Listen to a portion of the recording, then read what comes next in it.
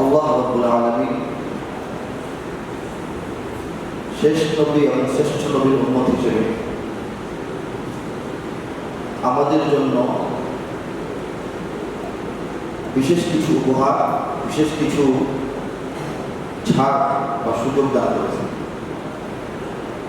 রাসূলুল্লাহ সাল্লাল্লাহু আলাইহি ওয়াসাল্লাম বলেন, তোমরা হচ্ছ আমার উম্মত, আমি শেষ নবী, তোমরা শেষ উম্মত।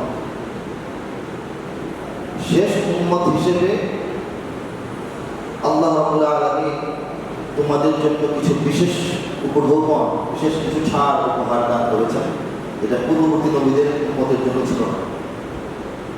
এর মধ্যে উক্ত হাদিসে যে কয়েকটা উল্লেখ আছে, একটা হলো যে জিহাদের মাধ্যমে প্রাপ্ত যে সম্পদ, যুদ্ধ জিহাদ থেকে যে প্রাপ্ত সম্পদ, দখল করা সম্পদ, সেই সম্পদটাকে গনিমত হিসেবে শুধুমাত্র এই উম্মতের জন্য আল্লাহ পাক বৈধ করেছেন। বলেছেন এটা আগের যুগে ছিল না। গনিমত আল্লাহর দ্বীন রক্ষার জন্য, মুসলমানদের তাহজিব, তামাদ্দুন, ইজ্জত, ভূখণ্ড রক্ষার জন্য যে যুদ্ধগুলি হবে, যেখানে মুসলিম খলিফার নির্দেশে, মুসলিম শাসকের নির্দেশে মুসলিম সেনাবাহিনী যুদ্ধে অংশগ্রহণ করবে, সেই যুদ্ধে যে এলাকা দখল হবে বা সেখান থেকে বিপরীত পক্ষের সম্পদ, অস্ত্র, অর্থ যা লাভ হবে, এইটা উম্মত বন্টন করে পাবে, যোদ্ধারা বন্টন করে পাবে। এই সুযোগটা আল্লাহ পাক শেষ নবীর উম্মতকে দান করেছে। দ্বিতীয় হলো কুরবানির গোশত খাওয়া। এই সুযোগটা আল্লাহ পাক শুধুমাত্র আখিরি নবীর উম্মতকে দান করেছেন। পূর্বেও কুরবানি ছিল, পূর্বের কুরবানি যখনই যেখানে হয়েছে, কিন্তু গোশত খাওয়ার অনুমতি আল্লাহ তরফ থেকে ছিল না। অর্থাৎ আদম আলাইহিস সালামের 2 পুত্রের কুরবানি ছিল, এরপরে কুরবানির প্রচলন আরো ছিল এরকম যে কুরবানি পশুটাকে খোলা ময়দানে রাখা হতো, আকাশ থেকে একটা আগুন এসে পশুকে জ্বালায় দিত, যে পশুটিকে আগুন জ্বালায় দিত সেটা কবুল হয়েছে বলে বিবেচিত হইত, আর যেটা আগুন জ্বালাইত না, থেকে যেত, এটা কবুল হয়নি। ব্যাপারটা এরকম ছিল, কিন্তু খাওয়ার অনুমতি ছিল না। কিন্তু এই উম্মত আমাদের জন্য কুরবানি আল্লাহর নামে দাও, সেই কুরবানির গোশতটা আবার আল্লাহর তরফ থেকে আল্লাহ মেহমানদারি করতেছেন, তুমি আবার খাও। আল্লাহকে দিয়ে দিলাম, আল্লাহ আবার ফেরত দিলেন, ঠিক আছে আমি বুঝে পেলাম, তোমরা খাও, তোমাকে দিয়ে দিলাম। বাচ্চারা কিছু দিলে আমরা বলি না, হ্যাঁ খুশি হয়েছি, তুমি খাও, এরকম ব্যাপারটা। এটা শুধুমাত্র শেষ নবীর উম্মতকে দেওয়া হয়েছে, বলে আলহামদুলিল্লাহ। তৃতীয়ত,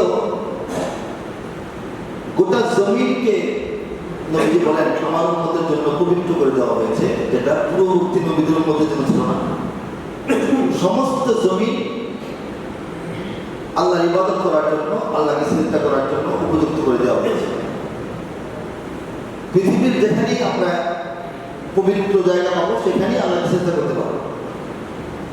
পূর্ববর্তী জমানা ছিল না, তখন ছিল সুনির্ধারিত শরিয়ার যে ইবাদতগুলি, এইগুলি সুনির্দিষ্ট জায়গায় করতে হবে, মসজিদই করতে হবে।